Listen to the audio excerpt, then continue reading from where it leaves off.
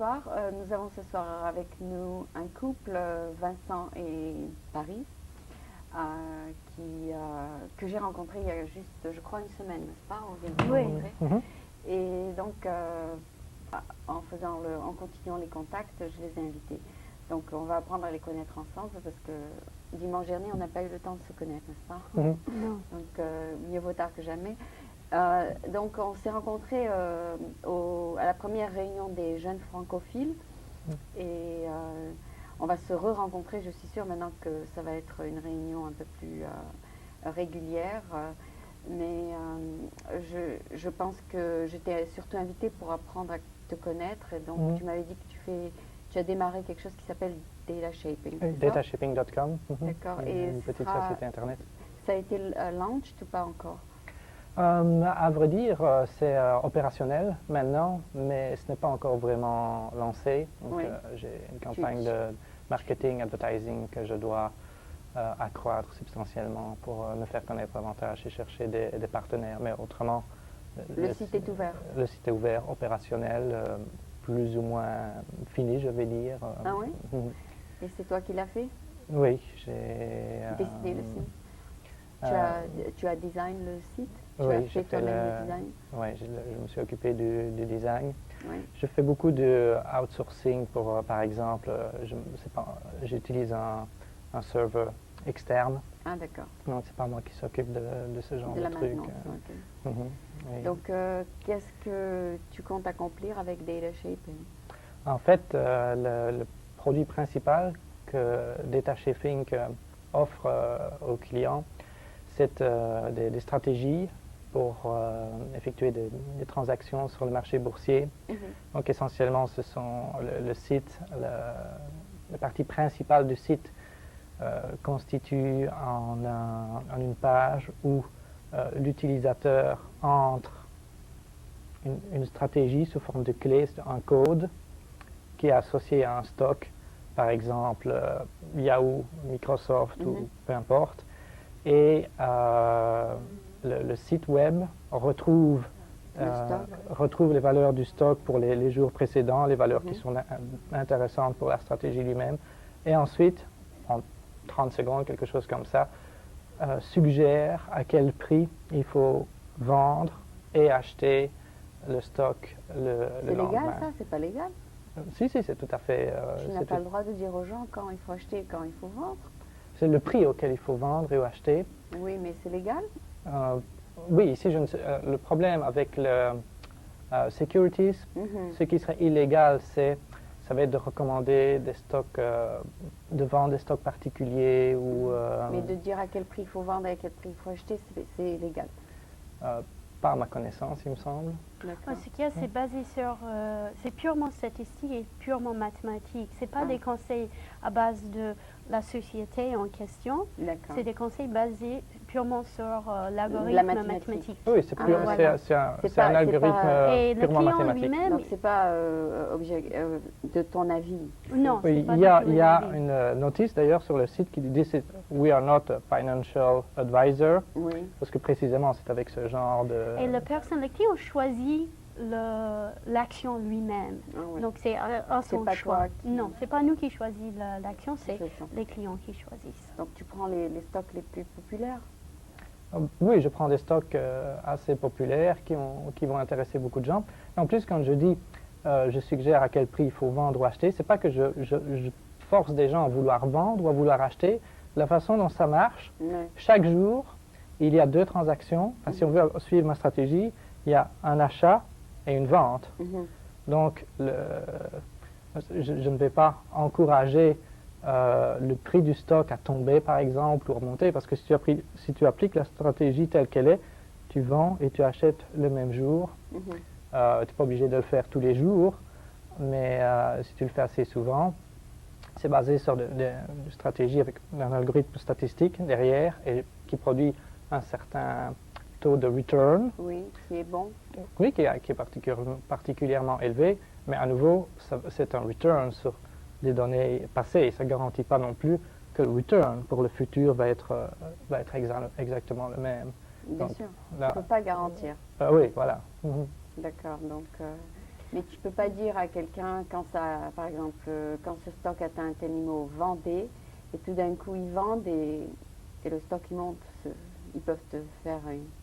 C'est destiné, après tu peux ajouter un mot si tu veux, mais c'est destiné avant tout à des gens qui ont une expertise sur la vente et l'achat de stock, qui ont c'est pas un produit que je destine à un grand public, mais j'ai plutôt envie d'avoir des partenariats avec des stockbrokers ou financial companies. Qui s'y connaissent un peu mieux. Oui, je veux d'ailleurs éviter d'avoir des gens qui s'y connaissent pas du tout, parce que forcément avec ce genre de stratégie, il y a des moments où on perd de l'argent, où on perd des sous, régulièrement on perd des sous, régulièrement on gagne des sous, et en gros le but c'est quand même Est-ce que c'est pour les day traders? Certains stocks vont pouvoir être utilisés par c'est pas les stocks en fait, c'est les stratégies plutôt que les stocks, parce que par exemple, prenons Microsoft.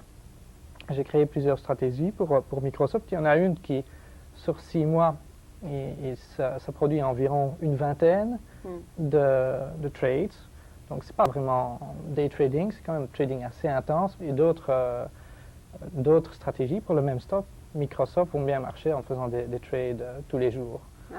Donc, en fait, je peux proposer... Et qu'est-ce que tu fais toi-même? Tu fais tous les jours? Pour le moment, j'aimerais bien avoir plus de temps pour moi-même réellement appliquer de très près les stratégies. Oui. Mais je peux quand même dire que la société est financée entièrement par moi-même et même par des gains que j'ai effectués sur la bourse. Pas dans des stocks, c'est plutôt des stock options, donc d'une certaine manière c'est plus facile. Est-ce que tu es stockbroker? Non, je suis statisticien. D'accord, mais tu comprends très bien la bourse? Je suis plutôt statisticien. D'accord. Tu comprends les puts et les calls et tu comprends les options. C'est essentiellement ici, je comprends les stocks et j'utilise dans mes modèles mathématiques, j'utilise... Tu utilises les combinaisons de diagonal et tout ça? Tu utilises les options? Non, pas dans... Ici, c'est vraiment les stocks en fait. Ouais. Mais j'utilise les différentes manières dont il est possible de faire des trades. Donc, par exemple, limit order, short sell, buy on margin, toutes les transactions possibles qu'il y a moyen de faire sur les stocks, je les utilise pour maximiser le return. Parce que les gains ou les bénéfices, ça varie entre 100% par an à 4% par an. Donc ça, 400%. 400%, oui, par an. Donc ça demande quand même un certain travail, mais pas beaucoup, si on suit la stratégie. Mais on peut choisir une stratégie qui est plus conservatrice ou une stratégie un peu plus osée, selon les clients. Qu'est-ce que les clients cherchent, en fait? De toute façon, je ne compte pas vraiment commercialiser des stratégies qui ont un taux affiché de 400%, parce qu'il y a aussi un aspect marketing derrière ça. Même si c'est possible techniquement d'avoir 400%, je ne veux pas vendre ces stratégies-là, évidemment. Je vends des stratégies peut-être avec 80%, 100% qui paraissent... Et quand je parle de 100% de return, c'est quand même un return, compound return. Oui, il faut réinvestir. Oui, donc c'est à supposer qu'on réinvestit. Et de cela, il faut aussi retirer les frais. Par exemple, si on a un compte avec Ameritrade, il y a $8 par... ça va être plus que $8 parce qu'on fait des limit orders, un truc comme ça. Donc ça va être $13 par trade. Plus mon produit lui-même, que j'appelle ça des clés, et auxquelles s'ajoutent, je les vends $2 en fait par jour. J'essaie de le vendre à un prix qui est une petite fraction du prix. Du prix de trade. Oui, du prix du trade lui-même pour pouvoir... Et tu as déjà donné des clés à quelques personnes? Il y a des gens qui utilisent des clés gratuites pour le moment sur le site. Pour le moment, je cherche à me faire connaître, donc je distribue des clés gratuites. Je veux encourager des gens à tester le système lui-même, faire de la simulation, faire aucune trade, mais voir si ça marche bien. Ça marche aussi avec les bandes? Non, je me suis juste focalisé sur les stocks. J'ai eu des questions, are you doing anything with futures and stuff like that? Non, pour le moment, c'est juste uniquement sur le stock. La société est relativement petite, donc je fais une grosse partie des trucs, et donc j'ai décidé de me focaliser sur un produit particulier que je veux optimiser. D'accord. Donc, tu vas donc faire le vrai launch très bientôt. Oui. D'accord. Mais si tu connais des amis comme moi, tu peux leur dire allez voir mon site. Je ne suis pas allée voir ton site, je m'excuse, mais je croyais que tu étais encore en train de le construire. Je ne savais pas qu'il était prêt. Il y a eu beaucoup de progrès qui a été fait récemment. Oui. Et je ne fais pas d'ailleurs uniquement... Ça fait de combien de temps tu travailles là-dessus? Une année. Oui, en gros, quelque chose comme... Et toi aussi, tu es dans les mathématiques? Non, pas du tout. Je ne suis pas du tout dans les mathématiques. En fait, je suis dans la formation des professeurs des langues étrangères. Et donc, je travaille... avec des profs? Avec des profs, pour appliquer des nouvelles techniques dans l'enseignement. Pour mieux enseigner? Oui, pour mieux enseigner d'une façon que les élèves puissent réellement communiquer. Parce que dans le temps, les élèves, ils suivaient 5 années de français et puis au bout de 5 années, ils ne pouvaient pas parler.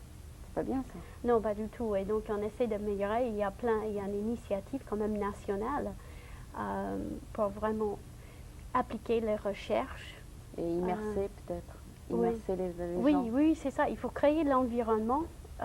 Comme j'imagine que toi, tu as appris l'anglais ici. Ouais. Et donc, tu parles bien anglais parce que tu étais dans le bain d'anglais. Il faut recréer ça, cette ambiance, autant que possible. Dans la classe. Dans la classe. Et comment est-ce qu'on fait ça? Il faut le journal, la télé. Le journal, mais en plus de ça, on fait la cuisine dans la classe. Et on suit une recette, mais totalement 100% en français. D'accord. Où on fait des petites pièces, où on prend des rôles, on est à la gare. Et maintenant, cet élève ici doit acheter des billets à la gare. Mais je suis une employée des SNCF. Et aujourd'hui, je ne suis pas en bonne humeur. J'ai des problèmes, donc je ne suis pas prête. Comme la caméraman. Oui, voilà. Et si je ne suis pas de bonne humeur, donc il faut que l'élève applique un peu plus que juste demander un billet. Il faut un petit plus, donc créer des ambiances. D'accord. Il faut comprendre que la personne est de mauvaise humeur. Oui, voilà. Pour créer des situations réelles. Et c'est ça l'essentiel, c'est de recréer dans la salle de classe un enseignement qui est réel. Alors, tu leur conseilles comment communiquer? Tu leur dis, voilà, si quelqu'un non, en fait, on donne le modèle. On donne le modèle, en fait. Oui, parce que nous-mêmes, dans la salle de classe, il faut donner le modèle. C'est-à-dire, il faut communiquer autant que possible dans la langue et pas en anglais. Ça, c'est essentiel. Mais deuxièmement, on fait plein de jeux de rôle, en fait, et puis on invite des vrais francophones dans la salle de classe de participer, d'interagir avec les élèves. D'accord. Et ça marche. En plus, on peut étudier d'autres sujets. Ça marche très bien. D'autres matières dans la salle de classe. Oui, c'est une cours de français, mais n'empêche pas que j'enseigne un peu au sujet de Matisse aujourd'hui. On va étudier Matisse, les couleurs dans ses peintures, les styles, les formes géométriques. Et on peut parler de ça avec un français très basique, un niveau très très bas. Mais les Américains font les fautes surtout avec de donner le gender, c'est-à-dire le et la, le chef. Non, c'est toujours un problème. Même moi, parce que je ne suis pas native, évidemment, je vais avoir des problèmes toute ma vie. Tu as dit une cour. Oui, voilà, oui. Mais ce qu'il y a, c'est qu'il faut apprendre. Mais comment est-ce qu'on apprend ça? Oui, je sais, je connais les règles. Ça ne va pas m'aider. Il faut que j'utilise, il faut que je l'entende 1000 fois avant que j'intègre dans ma propre conversation. Et c'est comme ça qu'on apprend. C'est uniquement comme ça. Donc, quand elle fait une fois, tu la corriges ou tu la laisses? Oh non, je corrige. J'essaie de ne pas trop corriger. Tu la laisses parfois de temps en temps. Quand c'est une lettre écrite ou que ça a une certaine importance de bien présenter, là oui, je vais corriger. Oui, mais il est trop tolérant parce que je prends des mauvaises habitudes avec lui parce qu'il ne me corrige jamais quand je parle. D'accord, oui, j'ai remarqué que tu dis des trucs et il dit rien. Oui, non, mais il n'est pas français, lui. D'accord. Il est moins protecteur vers sa langue que les Français. C'est un petit peu américanisé quand même. Oui, ça fait quand même pas mal de temps que tu es là? Oui, ça fait 3 ans aux États-Unis. En plus, avant, j'étais à Cambridge, en Angleterre, pendant 1 an et demi, quelque chose comme ça. Oui, donc ça fait presque 5 ans que tu n'es plus dans le monde francophone. Ouais. J'ai un peu roulé ma bosse en New Jersey, Caroline du Nord, et puis finalement... D'accord, et puis donc avec ta femme, tu parles français ou anglais? On parle français tous les deux. Ah bon? Oui. Et ça te dérange pas, ça va? Ben, de toute façon, il paraît que c'est plus charmant quand je parle français, donc... D'accord, donc ça lui plaît. Tu es toujours charmant en français et en anglais. Ah, elle lui fait pas des compliments. Ça se voit que vous êtes nouveau mariés. Hein. Je vais vous inviter dans 5 ans, on va voir si c'est la même chose. Oui. D'accord, donc ça va, c'est encore la lune de miel, c'est quoi? C'est 8 mois? Oui, ça doit faire, oui. En janvier. En janvier, on s'est mariés en janvier, oui. Et vous vous connaissez avant ou bien ça a été rapide? Oui, quand même, oui, on se connaît depuis 5 ans. Ah, en fait. C'est quand même pas mal de temps, ça. Et ça fait quand même à peu près 1 an qu'il m'a proposé le mariage. Et tu as attendu? Oui, c'était assez particulier parce qu'on était en Suisse et on faisait de l'alpinisme, en fait. On avait grimpé le Pigne d'Arola et après 2 jours de glacier, 2 jours de marche, on était au sommet et il m'a proposé le mariage au sommet.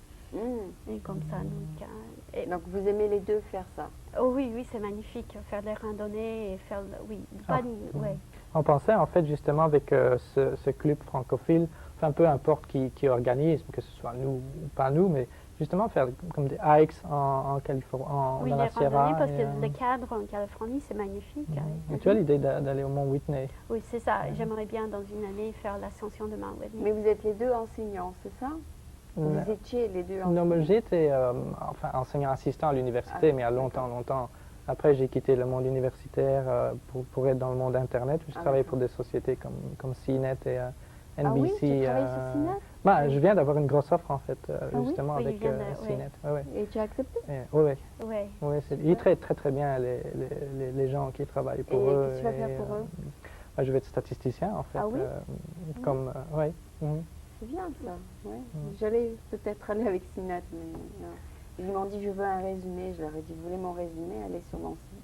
Ils me disaient, c'est pas un résumé. J'ai dit, c'est tout ce que j'ai. Je sais pas, j'ai parfois rencontré des problèmes comme ça où on n'a pas énormément de temps de passer son temps à remplir toutes sortes de formulaires, des trucs pareils. Et je ne sais pas. Pourtant, justement, en CNET, initialement, j'avais eu le poste entièrement par email. Ah oui? Et en puis, discutant, oui. De toute façon, là, ils sont en train d'engager un tas de gens, alors ça va, c'est bon. Ils vont absorber ZDNet. Ah oui, oui, je sais. Ils ont acheté déjà. Ouais. Ils ont acheté Zifday, c'est ça? Oui.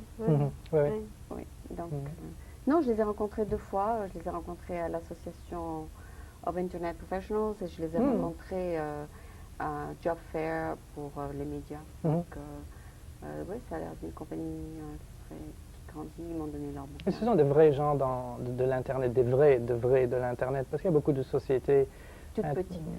Le fait que c'est petit, c'est pas tellement cela, mais le fait que des gens qui ne savent pas exactement dans quel business ils sont, et puis ça marche pas trop bien. Mais alors CNET a maintenant la radio et la télé, et ils vont mettre de plus en plus de programmes, high-tech programmes. J'imagine. Ils ont intérêt, je crois, vraiment se focaliser d'ailleurs sur le technology people, high-tech, et de prendre cette niche plutôt que de vouloir être trop généraliste. Parce qu'ils ont un très bon produit pour les gens dans la technologie et à mon avis, ils sont vraiment bien ciblés leur marché. Alors tu commences bientôt? Dans 2 semaines en fait. Ah bon? Alors tu t'amuses bien là? Oui, je suis vraiment dans le monde Internet, je suis occupé 100% du temps. Mais, pour toi-même?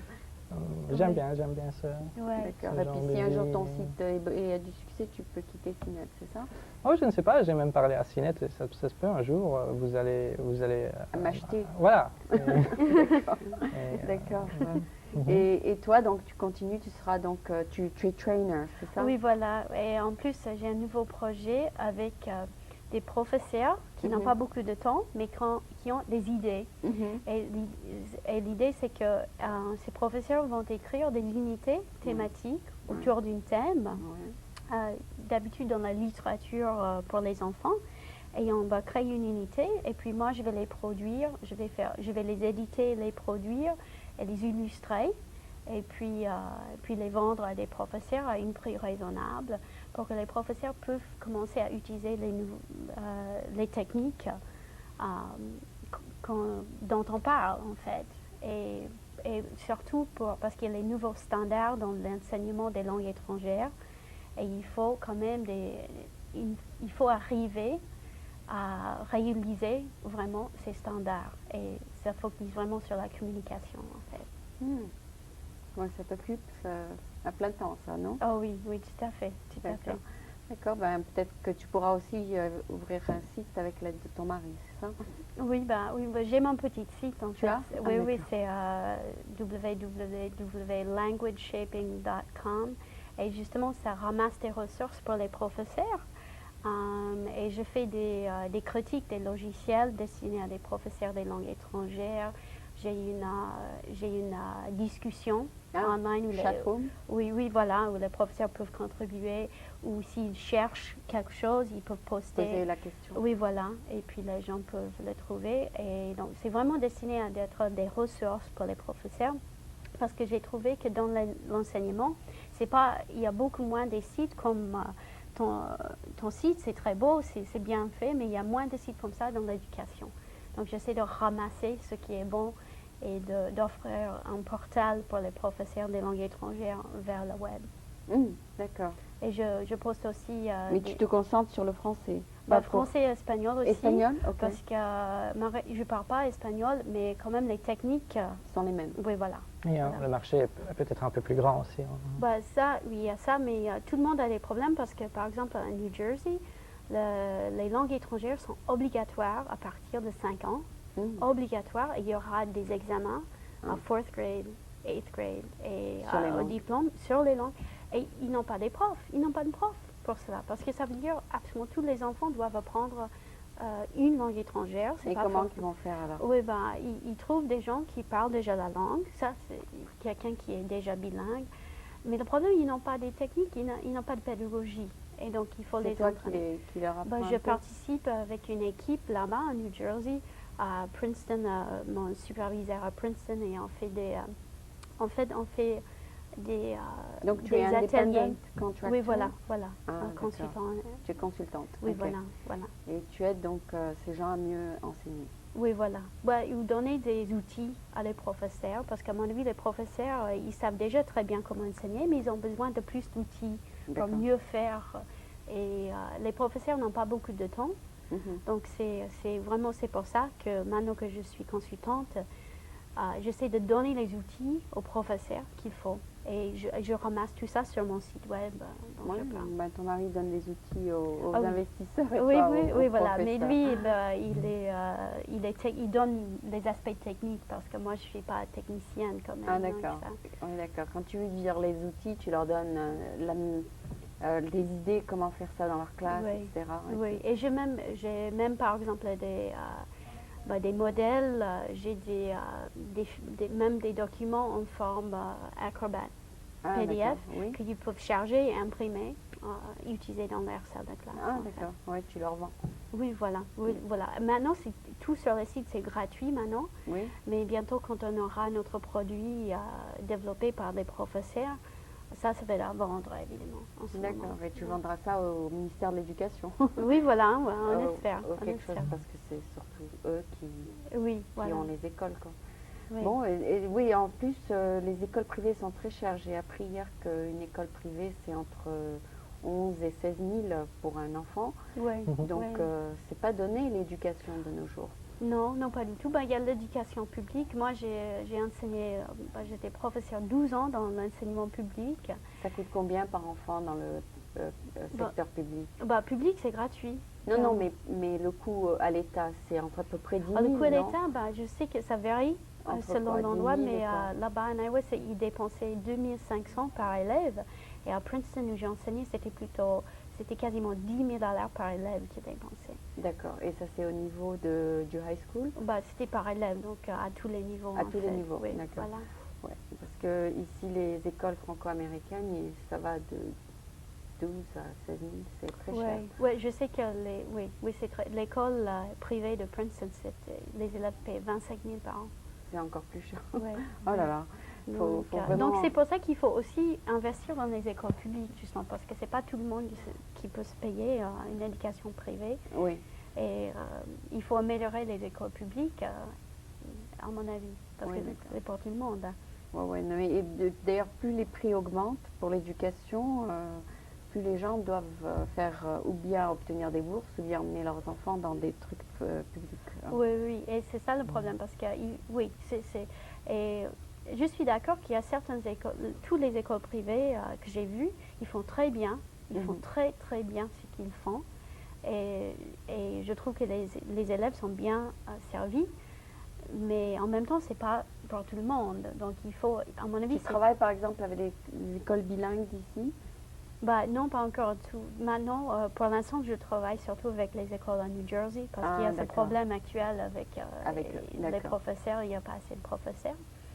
Mais je trouve que oui, et tous les professeurs de français que j'ai rencontrés ici en Californie sont très très bien. Ils parlent très bien français, ils sont très enthousiastes, ils ont des bonnes idées. Donc je trouve qu'apparemment l'enseignement de langue française est en très bon état ici en Californie. Oui, on a 7 écoles, 7 écoles bilingues. Donc si vous avez des enfants, vous avez plein d'écoles à votre disposition. D'accord, ça a été un plaisir de vous avoir. Je crois qu'on est à la fin là. Et donc on se reverra. Et puis bonne chance aux deux. Je suis sûre que vous avez 2 bonnes idées. Ça marche. Merci pour nous inviter. Merci. Donc c'était Vincent et Paris. Donc vous avez des noms de famille différents. Donc c'est Vincent Granville. Et Paris sans Granville. J'utilise Granville. Tu utilises quand même Granville. Oui, voilà. Merci beaucoup aux deux. Merci pour l'invitation. Ça y est.